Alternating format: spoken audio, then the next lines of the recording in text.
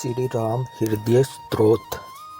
श्री राम हृदय स्तोत्र की महिमा का बखान करते हुए श्री ब्रह्मांड पुराण में वर्णित है कि इस अध्यात्म रामायण में से जो पुरुष खूब समाहित होकर श्री राम हृदय स्तोत्र का पाठ करता है वह हत्यारा भी हो तो 3 दिन में पवित्र हो जाता है। जो पुरुष श्री हनुमान जी की प्रतिमा के समीप प्रतिदिन 3 बार मौन होकर श्री राम हृदय स्तोत्र का पाठ करता है वह समस्त इच्छित फल प्राप्त करता है। और यदि कोई पुरुष तुलसी या पीपल के निकट श्री राम हृदय स्तोत्र का पाठ करे तो वह एक एक अक्षर पर अपनी ब्रह्म हत्या जैसे पापों को दूर कर देता है। संपूर्ण श्री राम हृदय स्तोत्र हिंदी। तदंतर श्री रामचंद्र जी ने सम्मुख खड़े हुए पवन पुत्र हनुमान जी से स्वयं कहा, मैं तुम्हें आत्मा, अनात्मा और परमात्मा का तत्व बताता हूँ, सावधान होकर सुनो। जलाशय में आकाश के 3 भेद स्पष्ट दिखाई देते हैं। एक महाकाश जो सर्वत्र व्याप्त है, दूसरा जलावच्छिन्न आकाश जो केवल जलाशय में ही परिमित है और तीसरा प्रतिबिंबाकाश जो जल में प्रतिबिंबित है। जैसे आकाश के ये 3 बड़े बड़े भेद दिखाई देते हैं उसी प्रकार चेतन भी 3 प्रकार का है। एक तो बुद्धिवच्छिन्न चेतन जो बुद्धि में व्याप्त हो, दूसरा सर्वत्र परिपूर्ण और तीसरा जो बुद्धि में प्रतिबिंबित होता है जिसको आभास चेतन कहते हैं।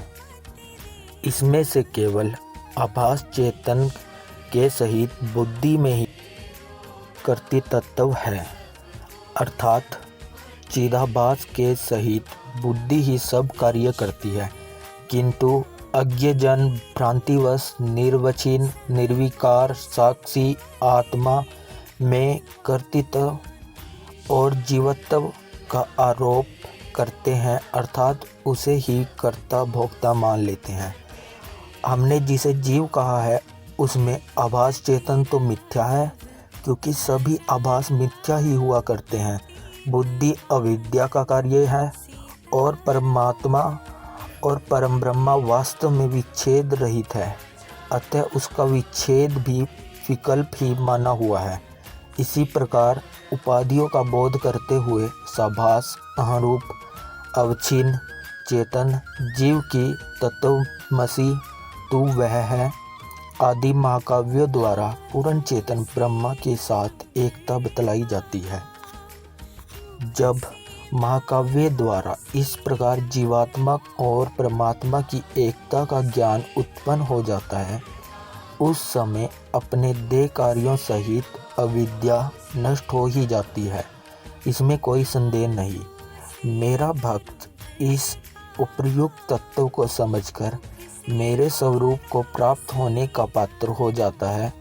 पर जो लोग मेरी भक्ति को छोड़कर शास्त्र रूप गड्ढे में पड़े भटकते रहते हैं उन्हें 100 जन्म तक भी न तो ज्ञान होता है और न ही मोक्ष प्राप्त होता है।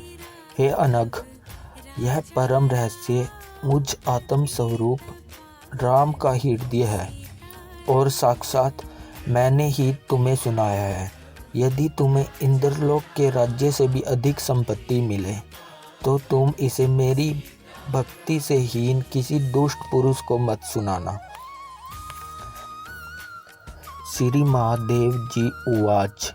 श्री महादेव जी बोले, हे देवी, मैंने तुम्हें यह अत्यंत गोपनीय हृदयकारी परम पवित्र और पाप नाशक श्री राम हृदय स्तोत्र सुनाया है। यह समस्त वेदांत का सार संग्रह है, साक्षात श्री रामचंद्र जी का कहा हुआ है। जो कोई इसे भक्तिपूर्वक पढ़ता है वह निस्संदेह मुक्त हो जाता है।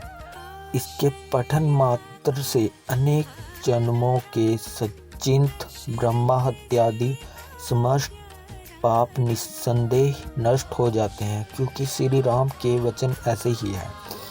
जो कोई अत्यंत भ्रष्ट, अतिशय पापी, परधन और